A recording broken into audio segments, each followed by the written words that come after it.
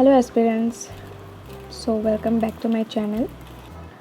आज सुबह बहुत बारिश हो रहा था तो इसलिए मैं थोड़ा लेट से उठी हूँ।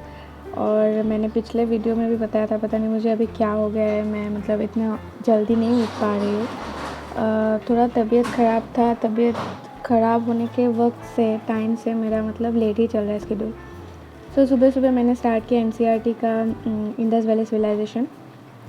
और क्योंकि मेरा ये पहले हो चुका है, लूसेंट से मैंने कंप्लीट कर लिया है बहुत पहले, पर एनसीईआरटी मैंने अभी नया ख़रीदा है तो इसमें थोड़ा कुछ एक्स्ट्रा है जो कि लूसेंट में नहीं है।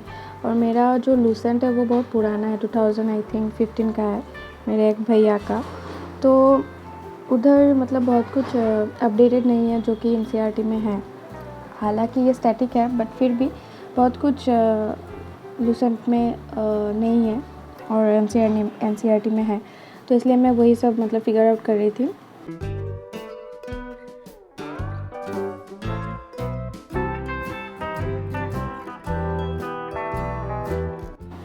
क्योंकि मैं बहुत लेट से बैठी हूँ आज, लगभग 9:30 को, तो मैंने सब कुछ करके मैं बैठी थी, मतलब ब्रेकफास्ट करके और मतलब नहाना धोना सब कुछ कंप्लीट करके मैं बैठी थी।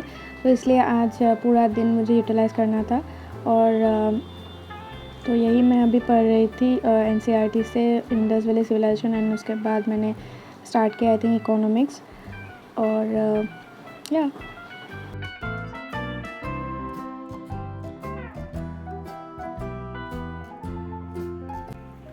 तो मैंने स्टार्ट किया था 9:38 से और अभी बज रहा है 11:11।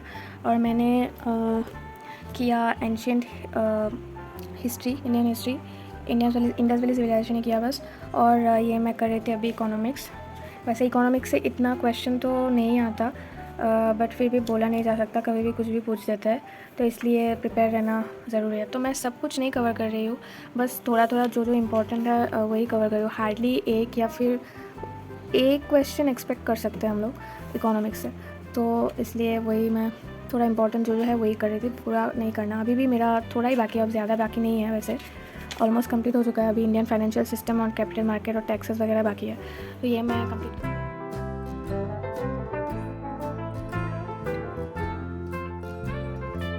So after economics I started state history का जो इवेंट्स है, इम्पॉर्टेंट इवेंट्स, वो सब मैं रिवाइज़ कर रही थी। एंड मैं फ्रिक्वेंटली ये रिवाइज़ करती रहती हूँ because revision is more important than anything else. So इसलिए ये मैं कोशिश करती हूँ रिवाइज़ करने की। एंड देन उसके बाद मैंने स्टार्ट किया सीआरपीसी। और एज़ वी ऑल नो कि अभी क्रिमिनल लॉज का नया एक्ट आ चुका है। हालांकि केम इनटू इफ़ेक्ट नहीं हुआ है अभी तक, केम इनटू एग्जिस्टेंस नहीं हुआ है, स्टार्ट नहीं हुआ है। 1 जुलाई से स्टार्ट होगा, बट स्टिल हमें पढ़ना तो पड़ेगा। और ये भी अभी बता नहीं सकते कि कौन से एक्ट से आएगा क्वेश्चंस।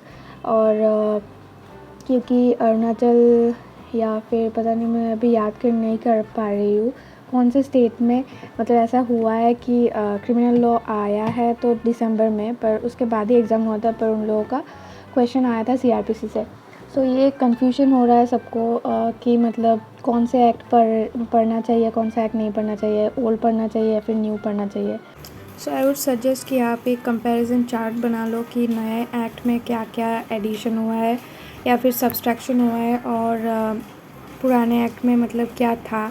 तो एक अगर आप कंपैरिजन चार्ट बना लोगे तो उससे आप फिगर आउट ज़्यादा अच्छी तरीके से कर पाओगे एंड आपको याद भी रहेगा।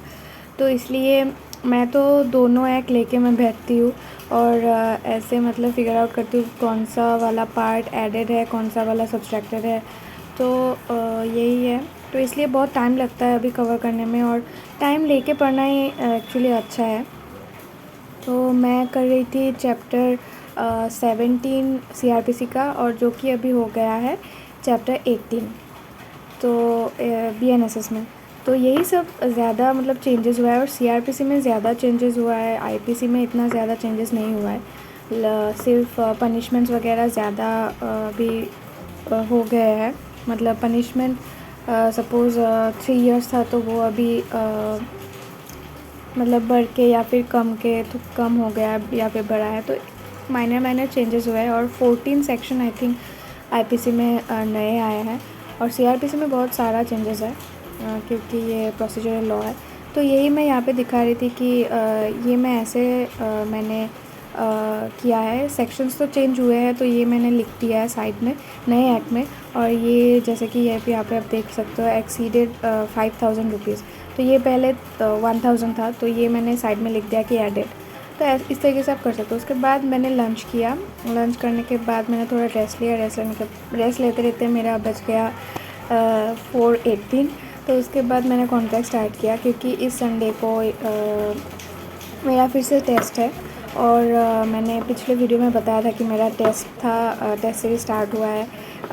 कॉन्ट्रैक्ट चल रहा है अभी, मतलब 1 to 75 हुआ है उस दिन पिछले संडे, और इस बार होगा 124 से लेके 238 तक। तो उस टेस्ट में मेरा मतलब उस वीक में 2 टेस्ट था, एक सब्जेक्टिव एक ऑब्जेक्टिव। तो वीडियो के एंड में मैं ये भी बताऊंगी कि मुझे कितना मिला मॉक में। तो यही मैं यहाँ पे कॉन्ट्रैक्ट कर रही थी। अभी सेकेंड पार्ट कॉन्ट्रैक्ट 2 का टेस्ट है कल, यानी कि संडे। तो वही मैं पढ़ रही थी और रिवाइज़ कर रही थी। तो पढ़ते पढ़ते मुझे इतना मतलब पता नहीं एक आलस सा लग गया था।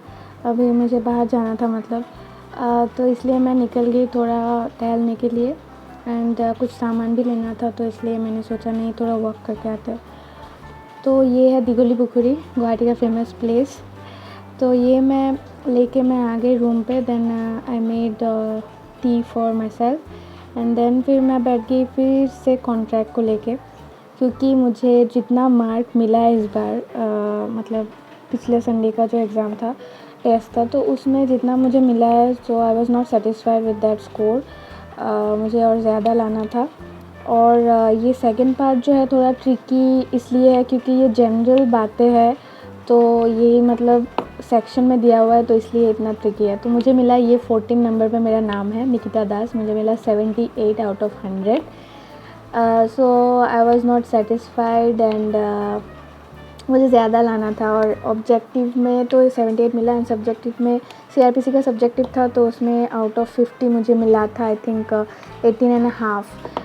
क्योंकि हमारे कोचिंग में बहुत ज़्यादा स्ट्रिक्टली कॉपी चेक होता है और हाईएस्ट मार्क सब्जेक्टिव में आया 23, तो मुझे मिला 18.5। तो इसमें भी मुझे बहुत ज़्यादा मेहनत करना होगा और राइटिंग स्किल्स मेरा मतलब बहुत इम्प्रूव करना पड़ेगा। एंड मैं आंसर राइटिंग इतना करती भी नहीं हूँ, तो ये बहुत दिक्कत दे रहा है। तो ये मुझे मतलब फिगर आउट करना है। सो यार that's it for today guys, thank you so much for watching. And if you are new to this channel and अभी तक आपने सब्सक्राइब नहीं किया है तो प्लीज़ सब्सक्राइब कर देना। एंड बताना मुझे कैसा लगा व्लॉग, और या मोटिवेट मी एंड आप लोग भी मोटिवेटेड रहो। और मिलते हैं नेक्स्ट व्लॉग में। Bye bye.